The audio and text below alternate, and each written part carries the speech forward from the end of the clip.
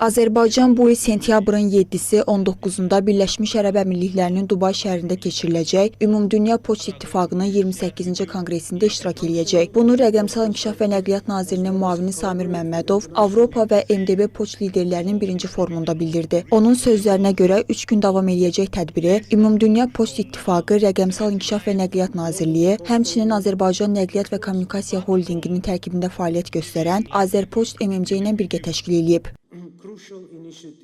Konqresdə Azərbaycanın Təşkilatın İdarəetmə Şurasına, eləcə də Poçt Əməliyyatları Şurasına namizədliyi nəzərdən keçiriləcək. Ümumiyyətlə, Azərbaycan poçt sahəsində beynəlxalq əməkdaşlığa xüsusi önəm verir. Bu istiqamətdə iki tərəfli və çox tərəfli təşəbbüslərdə fəal iştirak edir. Azərpoçtun əsas biznesinin genişləndirilməsi, kuryer, ekspres və bağlama xidmətlərinin inkişafı, eləcə də yeni maliyyə və logistika xidmətlərinin tətbiqi nəzərdə tutulur. Digər əsas istiqamət isə innovasiyadır. Bu, innovativ həllərin tətbiqini, müştəri kanallarının rəqəmsallaşdırılmasını, yeni məhsul və gəlir mənbələrinin inkişafını əhatə edir.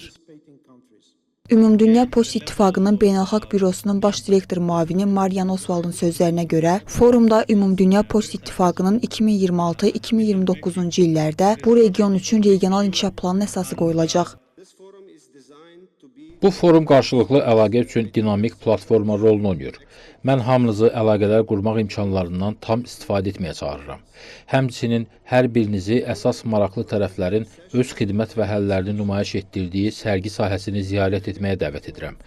Orada iştirak edənlər transformasiya və modernizasiya üçün həlledici əhəmiyyət kəsb edən innovativ məhsullar və təcrübə təklif edən sənaye pionerləridir. İttifaqın İnkişaf və Əməkdaşlıq üzrə direktoru Mutua Mutusi isə qeyd etdi ki, Avropa və MDB ölkələrinin region daxili poçt mübadiləsinin inkişafı dünyanın qalan hissəsini xeyli üstələyir. Regionda etibarlılıq kifayət qədər yüksəkdir. Bu göstərici 2022-ci ildə 79% idisə, 2023-cü ildə 88% çatıb. Daxil olan poçt tonajı ilə bağlı göstəricilər də yüksəlişdədir. Koronavirus pandemiyasından sonraki səviyyələr hələ də bərpa olunmayıb. Əslində bütün dünyada biz bu səviyyələrə çatmaqdan çox uzağıq. Amma xoşbəxtlikdən bu region bu sabitləşməyə nail olmaq baxımından liderlik edir və ümid edirik ki, davamlı bərpa ardıcıl olacaq. Yüksəliş meyilləri region daxili poçt mübadiləsinə də aiddir. Bu o deməkdir ki, region daxili mübadilə əslində bu regionun ən güclü komponentidir. Yəni siz bir-birinizlə çox səmərəli və gəlirli şəkildə biznes qura bilərsiniz.